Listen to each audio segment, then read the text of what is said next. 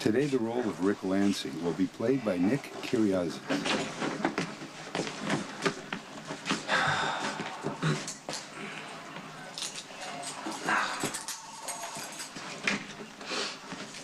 Well, Rick, got nothing to say without my attorney. Well, good morning to you, too.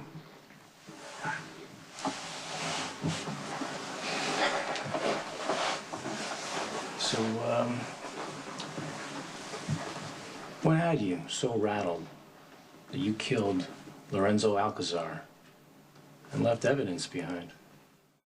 In a way, I'm gonna miss you.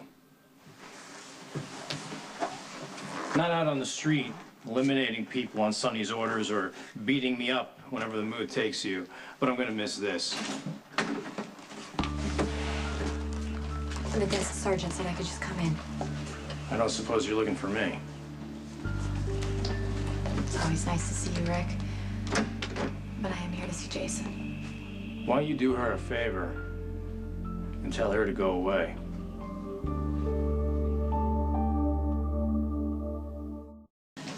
Rick hates you. And while I'd like to believe he could do his job without bias, I know better. So can't you get your attorney to change the venue? Since when are you an expert on legal procedure? Well, as Rick so kindly pointed out, my ex-husband's a lawyer, my current husband's a cop, and yes, I do watch some of those TV shows. Don't laugh at me. I'm not. I just don't think that you'll get a fair trial with Rick as the DA. Diane's a great lawyer. If she thinks the change of venue is going to help, she's going to do that, but the case may not even go that far. Was that based on fact or just wishful thinking? I don't do a lot of wishful thinking. I do. But I try not to think about what I could change and how things would be different. I have so much to be grateful for, mostly because of you. How is Jake? He's great. Yeah, he's incredible. He's just a little miracle. I'm not biased or anything. No, doubt it. He sleeps about 5 hours through the night now, and he's so alert. And he turns his little head towards me every time he hears my voice. Why wouldn't he? He's been hearing you talk for 9 months.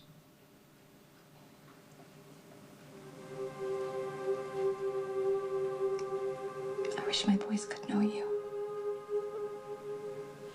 I wish you could be acquitted and you could get your life back. And it would somehow intertwine with ours. And that you and Lucky and I could be at ease with each other. And not keep tripping over the secret I've asked you to keep.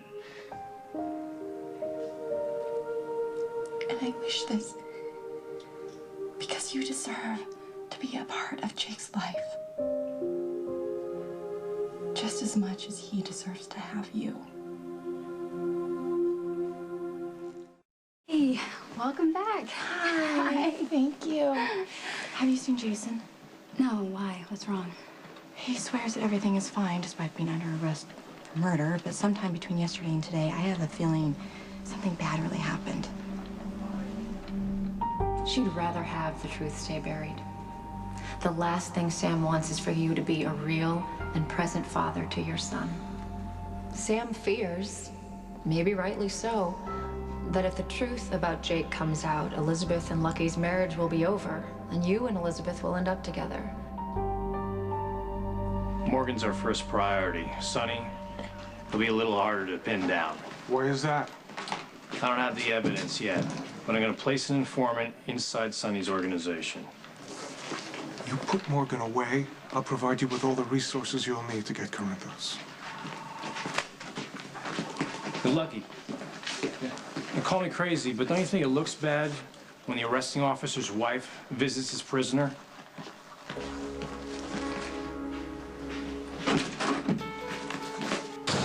Why did Elizabeth visit you today?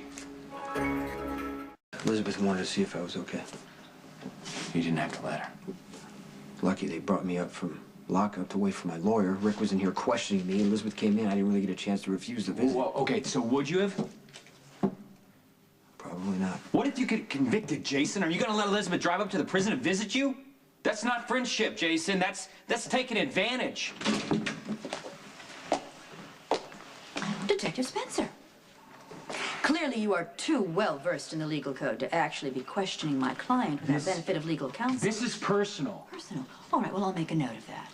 Should this case ever actually get to trial, that will be relevant when you're called to testify about Jason Morgan's arrest. In the meantime, good day.